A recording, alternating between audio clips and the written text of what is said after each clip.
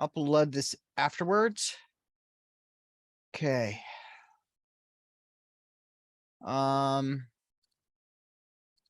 Right. Assignments.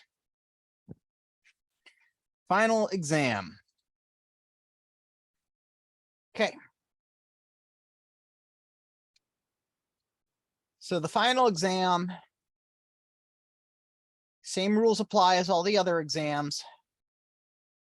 Grand total of, and I trimmed this one down to 13 questions. There's a 14th question, but it's at the end, and it's just simply, again, to upload any work that you've any code that you want to upload, any pictures you need to upload, whatever, right? So not worth any points. It's just there for us to easily and mechanically add stuff that you need. All right.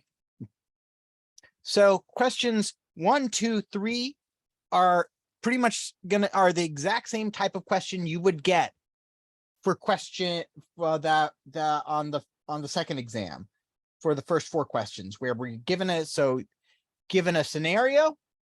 What is the data structure that's best for this scenario? Make sense?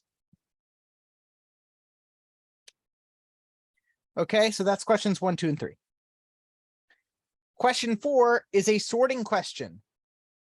And question where basically I'm asking you to perform a sort or the first iteration of a sort. And question 5 also asks about question 4 is a multiple choice question. So basically, hey, do your work.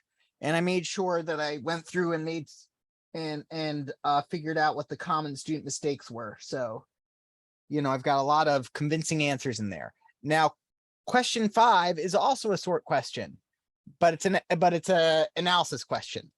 Okay. An analysis question of of one of the sorting algorithms, or comparing 2 algorithms together. That's worth 5 points. It says essay, but honestly, again, just a couple sentences are good. For this exam, you should definitely be familiar with quicksort and the way it's performed manually, and merge sort and the way we perform that. Question 6 is not a question you would have been we've got him for.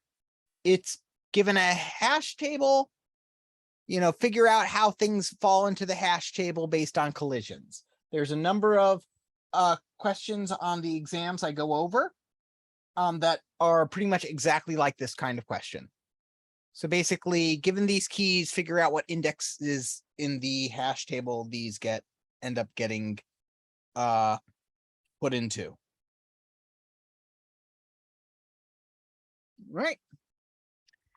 So, and then question 7 and 8 are graph questions, where I'll ask you to basically do either breadth first search or depth first search of a graph. Okay. And I'll either be giving you that graph in matrix format or adjacency list format. So I'm not going to draw the graph for you. You've got to draw the graph yourself if you want to do that. But you got to do either breadth first search or depth first search, depending on what I ask. And then the other question, question 8, I've mentioned this in lecture videos, but it's a guarantee. Anytime we do Dijkstra's algorithm in a class, it's going to be on an exam. So there you go, Dijkstra's algorithm. Okay, so the first 8 questions are all theory questions. Okay.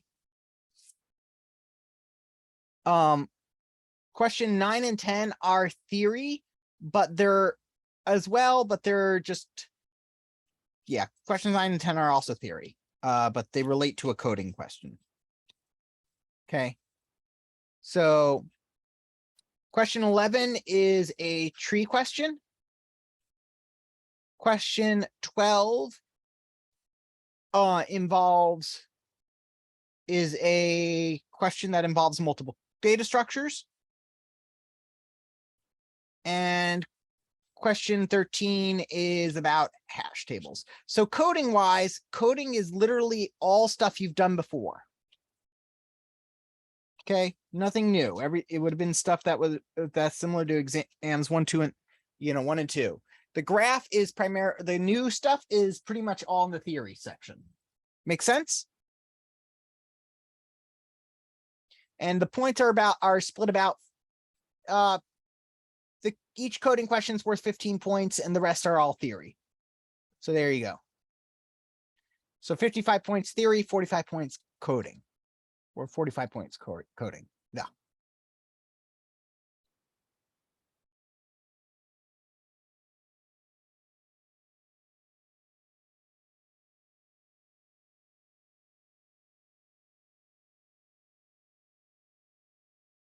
All right. Any other questions?